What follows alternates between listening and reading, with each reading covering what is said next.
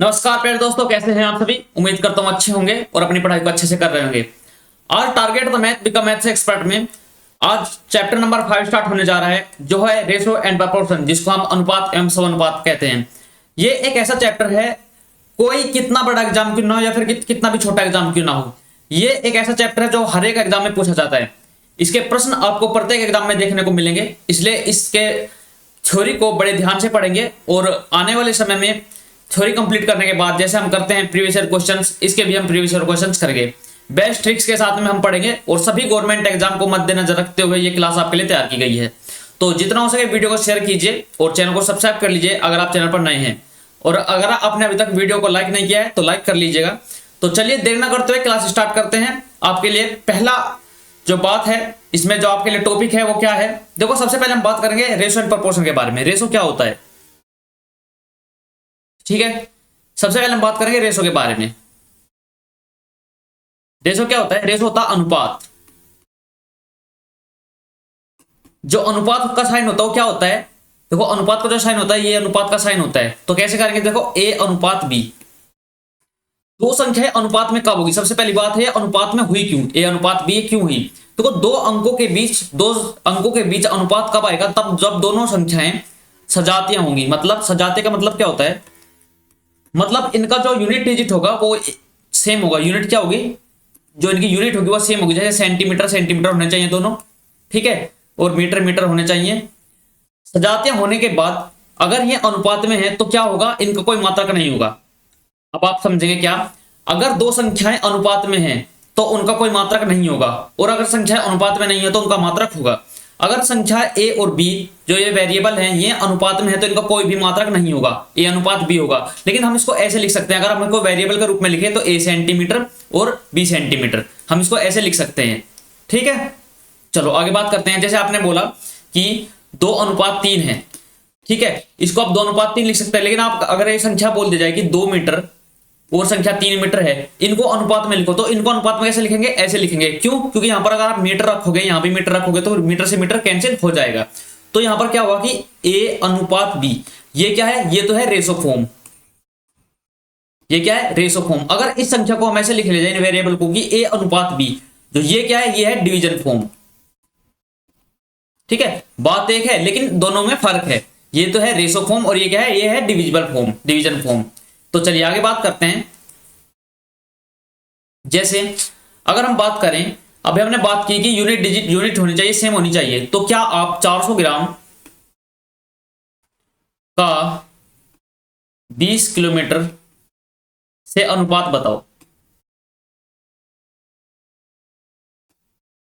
तो क्या आप बता सकते हैं 400 ग्राम का 20 किलोमीटर से अनुपात? जी नहीं। क्यों? क्योंकि हमको पता होना चाहिए कि यूनिट जो है सेम होनी चाहिए। अगर यूनिट सेम होती, यहाँ पर 20 ग्राम होता तो हम यहाँ पर बता देते 400 और 20 ग्राम का क्या होता है? 220:1 हो जाता है। लेकिन यहाँ पर क्या है? यहाँ तो है ग्राम और यहाँ पर क्या है? यहाँ पर है किलोमीटर। तो इनका मतलब क्या है? इनकी यूनिट सेम नहीं है। तो क्या होगा? ये क्या होगा? आप यहाँ पर CND लिख लेंगे, कैन नॉट डिटरमाइन। हम इसका आंसर फाइंड नहीं कर पाएंगे। तो ये क्या होगा? यहाँ पर CND आपका ऑप्शन जो होगा राइट हो जाएगा। चलिए आगे बात करते हैं।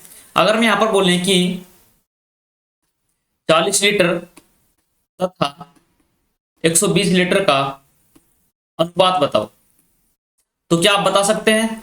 जी हाँ, बता सकते हैं। कैसे? कि यहां पर भी लीटर है, यहां पर भी लीटर है, यूनिट सेम है। तो मतलब क्या होगा? 40:120 हो जाएगा। तो इसको क्या लिख सकते हैं हम? 1:3। तो इसको ऐसे आप लिख सकते हैं। तो ये आपका क्या होगा? राइट आंसर हो जाएगा।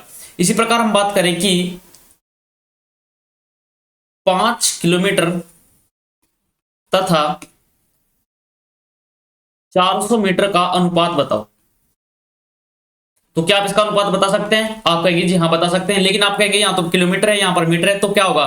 हम ऐसे बता सकते हैं कि पहले हम किलोमीटर को क्या करेंगे? किलोमीटर को मीटर में चेंज करेंगे। तो 1 किलोमीटर बराबर कितना होता है? 1 किलोमीटर बराबर होता है 1000 मीटर। तो हम यहाँ पर 1000 मीटर रखेंगे, 1 किलोमीटर की जगह पर 1000 मीटर रखेंगे तो कितना जगह? ये हो जाएगा 5000 मीटर। और अनुपात किसका? 400। तो हो जाएगा 400, ठीक है। मीटर से मीटर कैंसिल हो जाएगा तो जो जीरो से 2 जीरो चली जाएगी। तो 2 से काटेंगे 25 बार और 2 से काटेंगे 2 बार। तो कितना हो जाएगा? ये होगा 25:2। तो ये आपका क्या हो जाएगा? ये आपका राइट आंसर हो जाएगा। ऐसे आप फाइंड कर सकते थे, ठीक है। चलिए अब आगे बात करते हैं। आगे आपके सामने दो प्रश्न आता है। CDS लेवल पे ये बहुत ज्यादा प्रश्न पूछे जाते हैं, ठीक है। CDS में पूछे जाते हैं। कैसे?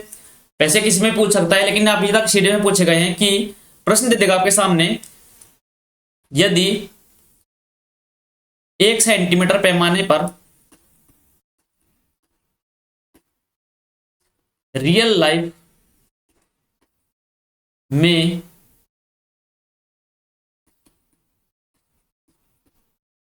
कितना मीटर होगा यदि 1 सेंटीमीटर बराबर कितना दे दिया गया है, ये 1:200 यहां पर लिखा गया है। देखो यहां पर है 1:2000, 1 सेंटीमीटर पैमाने पर रियल लाइफ में कितना मीटर होगा, ये पूछा गया है। तो आप कैसे करेंगे, दोनों का क्या होगा, सेंटीमीटर में दिया गया है, तो देखो यहां पर क्या होगा, 1 सेंटीमीटर बराबर कितना है, यह 2000 सेंटीमीटर। अब आप एक चीज देखो, मैंने यहां पर क्या लिखा है, यहां पर लिख दिया है बराबर। तो इसने पूछा कि 1 सेंटीमीटर पैमाने पर रियल लाइफ में कितना मीटर होगा, यहां पर क्या होगा, ये अनुपात में तो बराबर रखेंगे। यहां पर 1 सेंटीमीटर मीटर में पूछा है, तो आपको पता होना चाहिए कि 1 मीटर बराबर कितना होता है, 100 सेंटीमीटर होता है। तो हम यहां पर इसको ऐसे लिख सकते हैं, 1 सेंटीमीटर बराबर 200 गुना में 100 सेंटीमीटर, 20 गुना में 2 कितना होगा, 100 सेंटीमीटर। तो हम इसको क्या लिख सकते हैं, हम इसको लिख सकते हैं मीटर। तो 1 सेंटीमीटर बराबर कितना हो जाएगा, 1 सेंटीमीटर बराबर 20 मीटर हो जाएगा। ठीक है, तो ये आपका क्या हो जाएगा, राइट आंसर हो जाएगा कि 1 सेंटीमीटर बराबर कितना है, 20 मीटर है। अब हम बात करते हैं, यदि बोल दिया जाए कि यदि स्केल पर, इसमें एक बात बोल देता है, यदि स्केल पर, ठीक है, इसमें केस ऐड कर देता है, यदि स्केल पर 5/2 कितना हो रहा है, 5/2 सेंटीमीटर, मतलब 2.5 सेंटीमीटर दिखा रहा है, तब बोलो बताओ कितना होगा मीटर में। तब हम क्या करेंगे, देखो 5/2 दिखा रहे हैं, हमने निकाल लिया पर 1 सेंटीमीटर की वैल्यू, तो 5/2 की दोनों तरफ मल्टीप्लाई करेंगे तो कितना हो जाएगा, 5/2 सेंटीमीटर बराबर कितना होगा। अब हम 20 में भी 5/2 की मल्टीप्लाई करेंगे तो 2 से काटेंगे 10 बार, तो कितना हो जाएगा, ये होगा 50। तो 50 कितना हो जाएगा सेंटीमीटर, तो कितना हो जाएगा 50 मीटर, सॉरी 50 मीटर हो जाएगा। तो ये आपका राइट आंसर हो जाएगा कि अगर स्केल पर 5/2 सेंटीमीटर दिखा रहा है तो क्या हो जाएगा, 50 मीटर का इक्वल हो जाएगा। तो ये आपका क्या था, राइट आंसर था। इस प्रकार आपसे प्रश्न पूछे जाते हैं। ठीक है, अब मैं बात करता हूं, एक और प्रश्न है जो पूछा गया है। प्रश्न पूछा गया था कि 1 अनुपात क्या, 12,000 यहां पर बोला गया है कि ए एवं बी 2 पॉइंट के बीच, 2 पॉइंट के बीच स्केल डिस्टेंस, एसडी लिख देता हूं, स्केल डिस्टेंस कितना है, 2 सेंटीमीटर है। ठीक है, तो रियल लाइफ, आरएल में लिख देता हूं, रियल लाइफ में किलोमीटर क्या होगी। ठीक है, ये आपसे पूछा गया है, किसमें पूछा गया है, देखो किसमें पूछा गया है, किलोमीटर में पूछा गया है कि रियल लाइफ में किलोमीटर क्या होगी। बात की किसमें की गई है, 2 सेंटीमीटर दिए गए, तो मतलब क्या होगा, 1 सेंटीमीटर इक्वल टू कितना है, 1 सेंटीमीटर बराबर है 12,000 सेंटीमीटर। ठीक है, अब हम इसमें बात करते हैं कि इसमें इसको मीटर में चेंज कर सकते हैं, तो 1 सेंटीमीटर बराबर कितना हो जाएगा, 120 मीटर हो जाएगा। अब हम बात करें तो मीटर और किलोमीटर में क्या रिलेशन होता है कि 1 किलोमीटर बराबर कितना होता है, 1000 मीटर हो जाएगा। अगर यहां पर 1 मीटर की वैल्यू निकाली तो 1 मीटर बराबर कितना हो जाएगा, 1/1000 किलोमीटर हो जाएगा कि नहीं। अब हमको निकालना है, स्केल डिस्टेंस पर है 2 सेंटीमीटर। ठीक है, तो ये कितना हो जाएगा, ये हो जाएगा 2 सेंटीमीटर, यहां पर 2 सेंटीमीटर बराबर कितना हो जाएगा, 240 मीटर। अब हम अगर मीटर को हटाकर किलोमीटर लाना चाहे तो कितना हो जाएगा, ये हो जाएगा 2 सेंटीमीटर बराबर 240 गुना में 1/1000 किलोमीटर। तो 1 0 से 1 0 कैंसिल, तो 2 अंकों के बाद दशमलव, तो 2 सेंटीमीटर बराबर कितना हो जाएगा, 0.24 किलोमीटर। तो आप आसानी से आंसर निकाल सकते हैं। तो ये आपका राइट आंसर हो जाएगा कि 2 सेंटीमीटर दिया गया है, तो इस रियल लाइफ में किलोमीटर में कितना होगा, 0.24 किलोमीटर हो जाएगा, जो आपका राइट आंसर है। तो इस प्रकार आप आसानी से प्रश्न को सोल्व कर सकते हैं। अगर आपको वीडियो अच्छी लगे तो लाइक कीजिए और चैनल को सब्सक्राइब कर लीजिए। तो चलिए अगला पॉइंट क्या है उस पर बात करते हैं। अब हम बात करते हैं इनवर्स रेशो पर। इनवर्स रेशो क्या होता है, विलोमानुपात, जिसको हिंदी में बोलते हैं विलोमानुपात। जैसे 2 वेरिएबल दिए गए हैं ए अनुपात बी, ठीक है, तो इनका जो आपको विलोमानुपात याद करना है, तो विलोमानुपात कितना होगा, इसको हम कैसे लिख सकते हैं, विलोमानुपात में हम ऐसे लिख सकते हैं 1/a रेशो 1/b। ठीक है, तो क्या हो जाएगा, तो इसको कैसे लिखते हैं, हम क्रॉस मल्टीप्लाई कर देंगे, तो बी अनुपात ए, मतलब आप डायरेक्ट बोल सकते हैं कि ए अनुपात बी का विलोम अनुपात कितना हो जाएगा, बी अनुपात ए हो जाएगा। जिस प्रकार एग्जांपल के थ्रू देखते हैं कि अगर आपके पास दिया गया है 2:3, 2:3 का इनवर्स रेशो बताओ, IR बताओ इनवर्स रेशो, तो क्या होगा, आप डायरेक्ट बोल सकते हैं कि 2:3 का जो इनवर्स रेशो होगा वो 3:2 हो जाएगा। ठीक है, तो मैंने आपको टाइम एंड वर्क में पढ़ाया था कि अगर क्या होता है, वर्क जो होता है, जो टोटल वर्क है वो कांस्टेंट हो, तो क्या होता है, एफिशिएंसी और टाइम एक दूसरे के क्या हो जाते हैं, इनवर्सली प्रोपोर्शनल हो जाते हैं। वो यही था, इनवर्सली प्रोपोर्शनल क्या हो जाता है, देखो अगर दे दिया गया है कि जैसे आपके सामने अगर टाइम दे दिया गया है, टाइम क्या होगा, टाइम का जो रेशो दे दिया गया है 4:4:5, 4:5 क्या हो जाएगा, 4:5 दे दिया गया है। तो एफिशिएंसी का रेशो बताओ, एफिशिएंसी का रेशो क्या होता है, इनवर्सली प्रोपोर्शनल, तो कितना हो जाएगा 5:4 जो 5:4 हो जाएगा।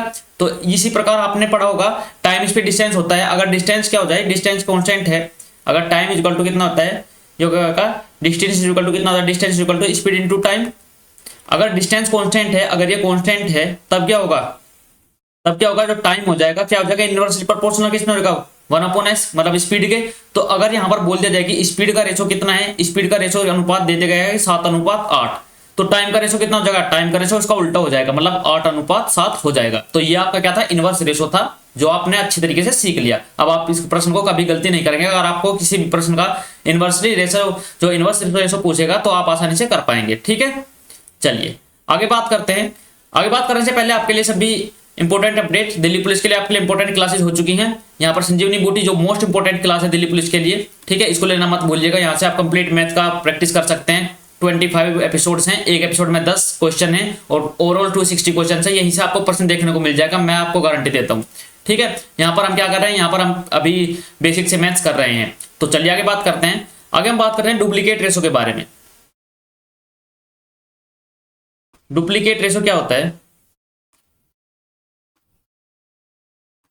जिसको हम हिंदी में बोलते हैं वर्गानुपात,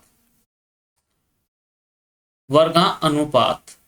ठीक है, वर्गानुपात क्या होता है, मान लिया दो वेरिएबल है ए और बी, तो इसका क्या बताओ, इसका पूछेगा आपसे डुप्लीकेट रेशो। तो डुप्लीकेट रेशो क्या हो जाएगा, a² b², मतलब वर्गानुपात। हिंदी में आप आसानी से समझ सकते हैं कि वर्गानुपात पूछा गया तो मतलब जो वेरिएबल दी गई हैं, जो संख्याएं दी गई होंगी, उनका स्क्वायर कर लेंगे। मतलब एग्जाम्पल के थ्रू देखें तो अगर 7:8 है, ये क्या है 7:8 का, ठीक है, डुप्लीकेट रेशो डीआर लिख देता हूं। डुप्लीकेट रेशो बताओ क्या होगा, तो डुप्लीकेट रेशो क्या होगा, वर्गानुपात मतलब दोनों का स्क्वायर, मतलब 7 का स्क्वायर अनुपात में 8 का स्क्वायर, तो कितना हो जाएगा, ये होगा 49 अनुपात में 64।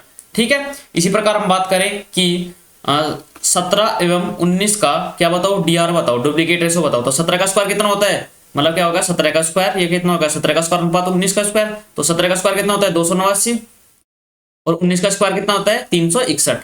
तो आप यहाँ पर आसानी से निकाल सकते थे किसी भी संख्या का। आज के बाद आपको गलती नहीं करना है, डुप्लीकेट रेशो नहीं बोले या वर्गानुपात बोले तो आप आसानी से निकाल सकते हैं। ठीक है, चलिए आगे बात करते हैं। आगे हम बात करेंगे सब डुप्लीकेट रेशो के बारे में। सब डुप्लीकेट रेशो, अगर रेशो में कभी बात आए सब डुप्लीकेट रेशो, तो आप समझ जाना क्या है, वर्ग घनमूल अनुपात है। वर्गमूल अनुपात, सॉरी घनमूल तो नहीं, वर्गमूल अनुपात।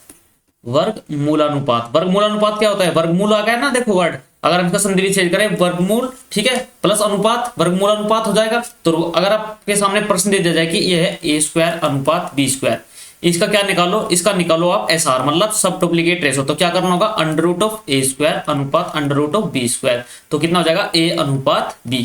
तो ये आपका क्या आ जाएगा, ये आपका आ जाएगा इनवर्स सब डुप्लीकेट रेशो। अगर आपके सामने प्रश्न दे दिया गया है कि 324 तथा और क्या है 144 का क्या निकालो, वर्गमूल अनुपात निकालो, या फिर क्या बोला है वर्गमूल अनुपात, या फिर इंग्लिश में दे दिया जाए कि सब डुप्लीकेट रेशो निकालो। ठीक है, सब डुप्लीकेट रेशो निकालो। तो कैसे निकालेंगे, इन दोनों को क्या है, इसको a माना तो इसको b माना, ठीक है, तो क्या होगा √a अनुपात √b। तो 324 का अंडर और अनुपात में किसका 144 का अंडर रूट। तो 324 कितना होता है, ये होता है 18 का अंडर रूट, ठीक है, 18 का स्क्वायर होता है, और 144 का अंडर रूट कितना होता है, ये तो है 12। तो हम इसको और भी शॉर्ट फॉर्म में कर सकते हैं, 6 से काटेंगे 3 बार, 6 से काटेंगे 2 बार, तो कितना आ जाएगा, ये आ जाएगा 3:2। तो आपका राइट आंसर हो जाएगा कि 3:2 क्या है, इसका वर्गमूलानुपात है। तो इस प्रकार आप आसानी से प्रश्न को सोल्व कर सकते थे। ठीक है, आपको एक और एग्जाम्पल देता हूं, 49 एवं 81 का क्या बताओ, SR सब डुप्लीकेट रेशो बताओ। ठीक है, तो यहाँ पर क्या होगा, √49 अनुपात में √81, तो कितना हो जाएगा 7:9। तो ये आपका राइट आंसर हो जाएगा। ठीक है, चलिए आगे बात करते हैं। यहां पर आपने सीख लिया, आगे हम बात करेंगे कि ट्रिप्लीकेट रेशो क्या होता है, जिसको हम कहते हैं हिंदी में triplicate ratio. Sorry, triplicate ratio क्या होता है, घनानुपात, जिसको हिंदी में कहते हैं घनानुपात। आप हिंदी में आसानी से समझ पाएंगे घनानुपात का मतलब क्या होता है, घन करना संख्या का, मतलब दो वेरिएबल है ए और बी, तो इसका अगर हमको निकालना है ट्रिप्लीकेट रेशो तो क्या होगा इनका, इसका हो जाएगा A³ रेशो B³। ठीक है, रेशो में निकालना है ट्रिप्लीकेट रेशो। इस प्रकार आपके सामने संख्या है 7 एवं 9, 7 एवं 9 का क्या निकालना है आपको, TR निकाल रहे हैं, TR मतलब ट्रिप्लीकेट रेशो निकालना है, तो कितना हो जाएगा 7 का क्यूब, 7 का क्यूब अनुपात में किसका होगा 9 का क्यूब, तो क्या होगा 9 का क्यूब, तो 7 का क्यूब कितना होता है 343 और 9 का क्यूब कितना होता है 729। तो ये आपका राइट आंसर हो जाएगा 343 अनुपात में 729। तो आपको पता होना चाहिए। अगर आपके सामने ऐसे ही दे दिया जाए कि 11 एवं किसका 6 का कितना निकालो, ट्रिप्लीकेट रेशो निकालो, TR निकालो।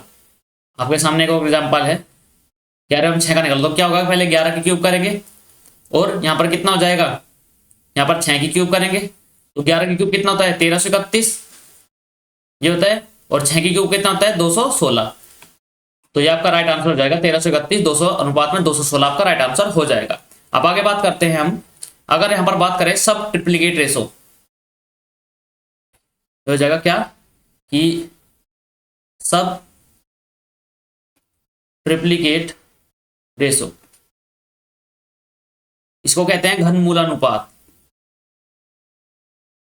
घनमूलानुपात मतलब घनमूल करना, घनमूल क्या होता है √A अनुपात में √B।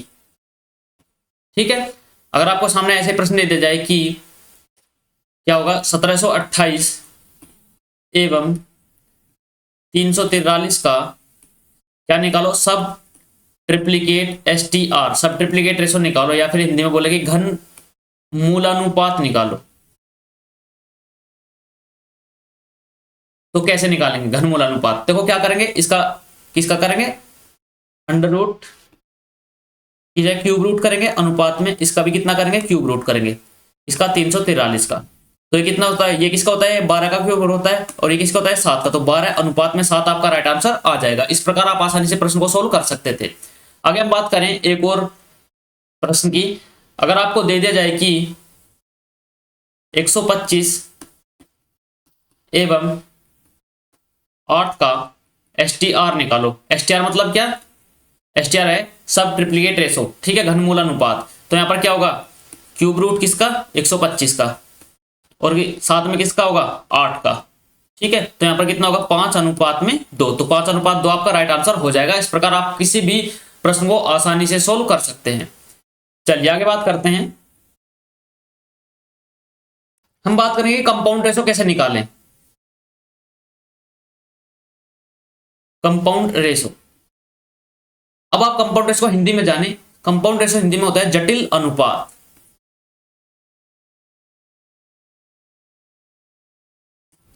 जटिल अनुपात क्या होता है, माना वेरिएबल दिए गए हैं क्या, या फिर संख्याओं का अनुपात A अनुपात B एवं C अनुपात D ये दिए गए हैं, तो इनका आपको जटिल अनुपात निकालना है। कैसे निकालेंगे, तो क्या करेंगे, देखो A और C की मल्टीप्लाई अपॉन में B और D की मल्टीप्लाई, मतलब किसका होगा AC अपॉन BD, या फिर कैसे लिख सकते हैं, इसको लिख सकते हैं कि AC किसका होगा रेशो में BD, यह आपका क्या होगा जटिल अनुपात हो जाएगा। अगर आपको 3 वेरिएबल दे दिया जाए कि AB अनुपात किसका CD अनुपात EF ये दिए गए हैं, ठीक है, तो इनका जटिल अनुपात बताओ, इनका बताओ CR कंपाउंड रेशो बताओ क्या होगा। तो क्या करेंगे हम A की C की और E की मल्टीप्लाई, तो कितना होगा ACE अपॉन में क्या होगा BDF। ठीक है, B की D की और F की मल्टीप्लाई, तो आप इस प्रकार आसानी से सोल्व कर सकते हैं कि ACE अपॉन BDF हो जाएगा।